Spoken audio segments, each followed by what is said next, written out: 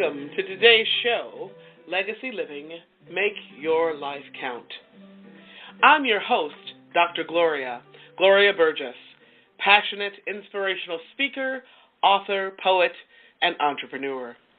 Good morning, and welcome to Legacy Living, Make Your Life Count. I'm delighted that you joined me this morning. Today is Wednesday, November 30th. I want to give a great big thank you to those of you who are listening today. I also want to give a great big shout out to all of you listening all around the world. I'm delighted and so grateful that you tuned in. I sure hope you're enjoying a fabulous day today and that you're having a fantastic week, because you know what? In the grand song of the universe, life is so short, so very, very short, and it's so sweet and precious. So I hope you're making a difference in your own life, because when you do, you also make a difference in someone else's life. Now, a lot of folks ask me, they want to know how to make their life count for something. They ask me, how do you do that? Well, it's really very simple, very simple.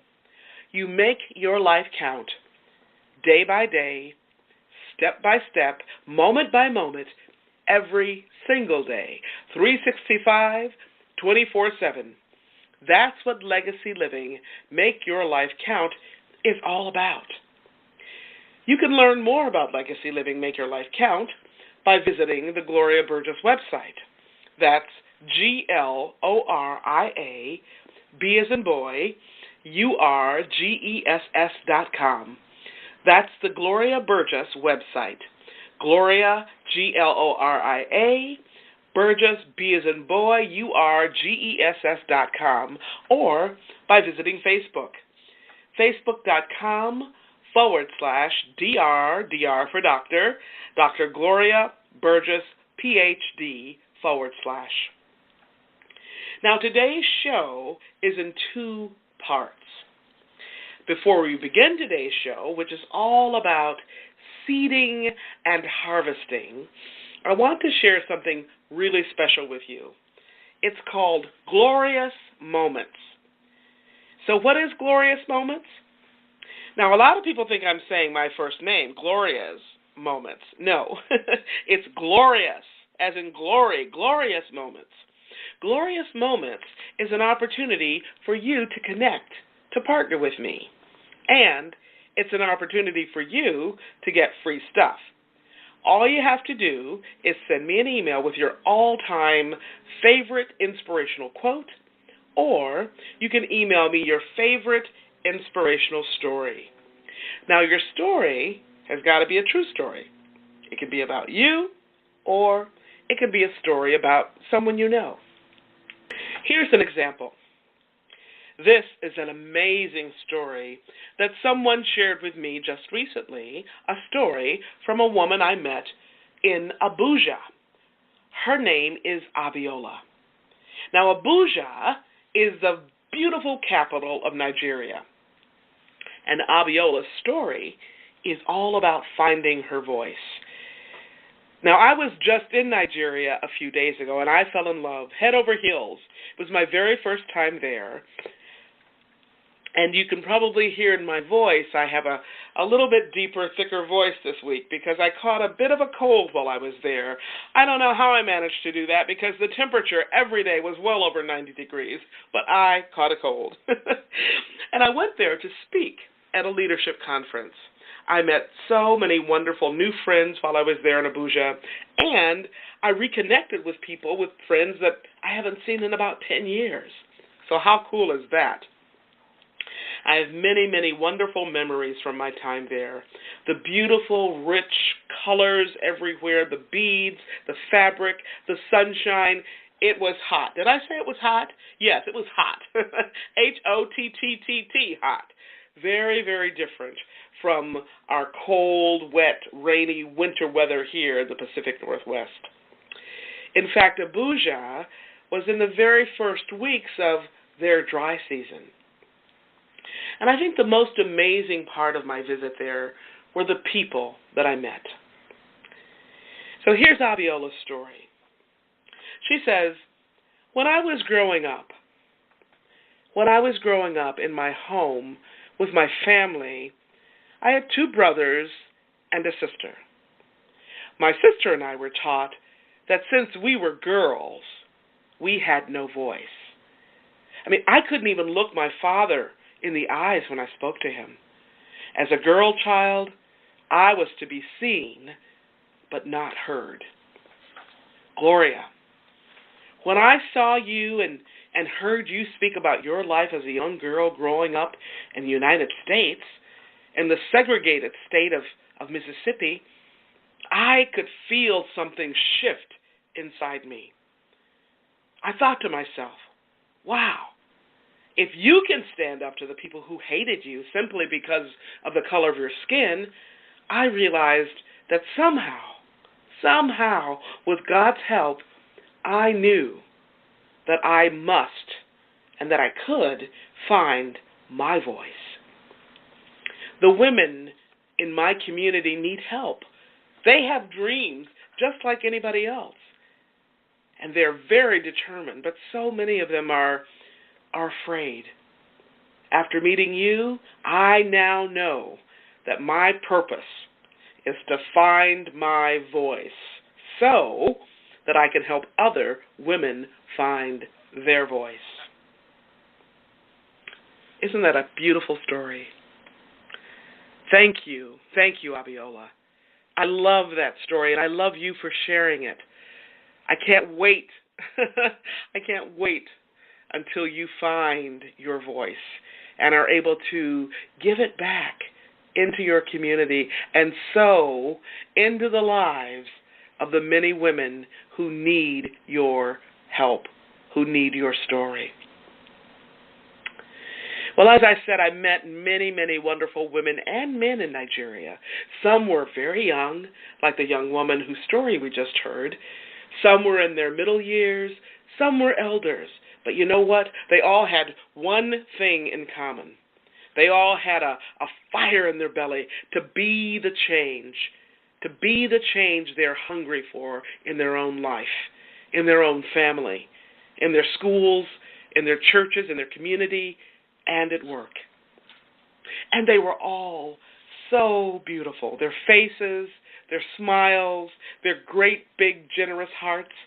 Oh, and did I mention their clothing? Mercy. I just loved looking at the women, you know, and their beautiful colors, their beautiful fabrics, and those beautiful head wraps, those geles on top of their heads. They were amazing. And yes, I came home with a few myself. So the women I met, some of them worked for the government. Some of the women had started their own NGOs. Some of them worked in a traditional corporate environment in business. There were women who had retired, but, you know, they hadn't really retired. They were actually back on the job, reaching back to lift up and serve the young women who could benefit from their knowledge, their wisdom, their expertise, their skills. I went to Nigeria to speak, but of course I learned and took away so much more than I gave. You know, that always happens. That always happens. In the months to come, I plan to have some of the folks I met in Abuja on this show. Would you like that? Good. I want you to hear directly from them.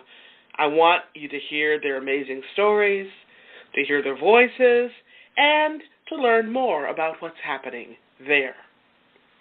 Abiola, thank you again for sharing your inspirational story with us. So, folks, that's it.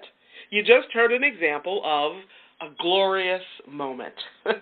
Moments that celebrate good vibes, good things.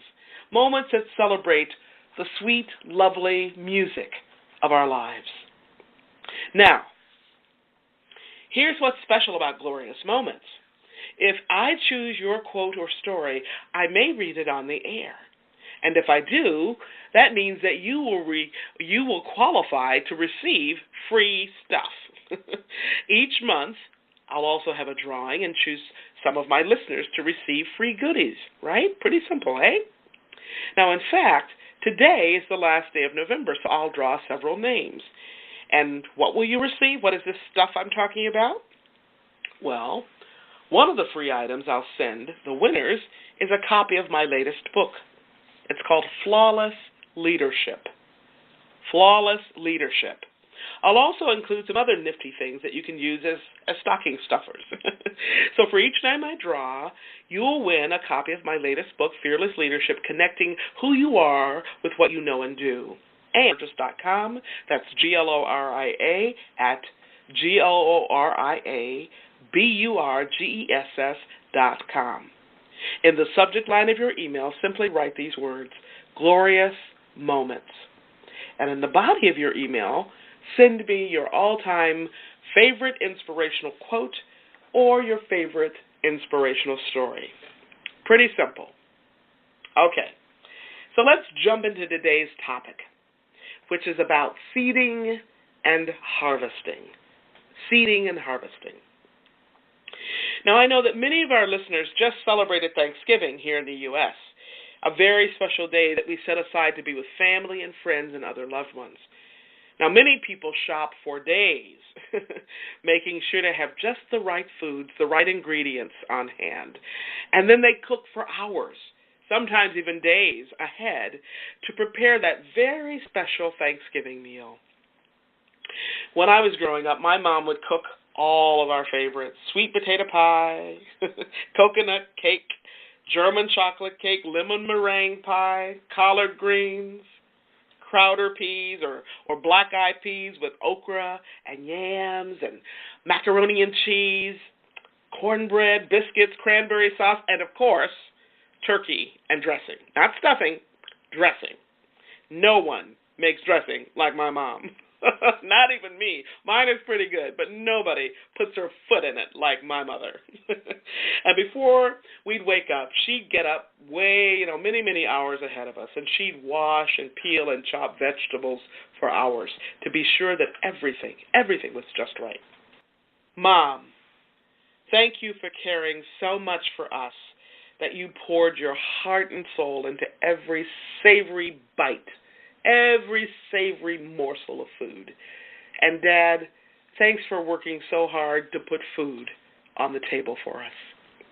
Today I want to keep the spirit of Thanksgiving present and alive for us. Today, this week, and throughout the coming season, throughout the entire year really. Thanksgiving and the upcoming season of holy days is an absolute joyous time of year. Filled with family and laughter and stories and music. You know, for years, I thought everybody celebrated this amazing time of year as a joyous occasion, just like we did in my family. But then I learned, no, that's just not so. For many, many people, more than we even realize sometimes, for many people, the holidays, particularly the Thanksgiving and Christmas holidays, can be very, very painful, very stressful, very difficult. So difficult and painful that many people actually dread Thanksgiving and Christmas. Why? Because they bring back painful memories. Memories that may go back 10, 20, 30, 40, 50 years. They bring back memories that can fill us with anger, fear, stress, and confusion.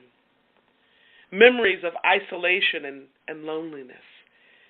Memories that give us a sense that we really don't belong. Memories that make us feel like an outsider even when we're among family.